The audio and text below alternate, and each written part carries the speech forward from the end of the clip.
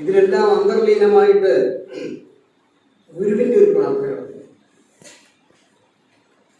ഇതെഴുതുന്ന ഗുരുവിന്റെ ഒരു പ്രാർത്ഥന ഈ കൃതികളിലെല്ലാം കിടക്കുന്നു. ഗുരുവിന്റെ ഒരു പ്രാർത്ഥന എന്ന് പറയുന്നത് ഈ ജനസമൂഹത്തിന്റെ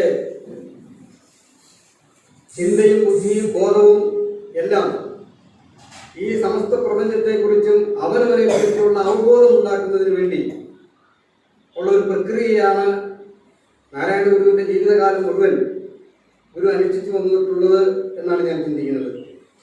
ദൈവദശകം പോലുള്ള കൃതികൾ എഴുതി തരുമ്പോഴും ആ ദൈവദശകം ഒരു 10 ശ്ലോകം കൊണ്ട് എഴുതി സാധാരണക്കാരായ കുട്ടികൾക്ക് എഴുതി കൊടുക്കാൻ അല്ലെങ്കിൽ ചൊല്ലിപ്പഠിക്കാൻ എഴുതി കൊടുത്തു എന്ന് പറയുമ്പോഴും നമ്മുടെ നിത്യഗുരുവും പ്രസാദ് സ്വാമിയും എല്ലാം അത്തരം കൃതികൾക്ക് വലിയ ഗ്രന്ഥങ്ങൾ എഴുതി അതിൻ്റെ ഉള്ളറകളിലേക്ക് അതിൻ്റെ വ്യാഖ്യാനം നൽകി ജനങ്ങൾ അതിൻ്റെ അർത്ഥവത്തായ കാര്യങ്ങളിലൂടെ സഞ്ചരിക്കണം എന്ന ലക്ഷ്യവും ആ കൃതികളിലെല്ലാം നമുക്ക് കാണാം.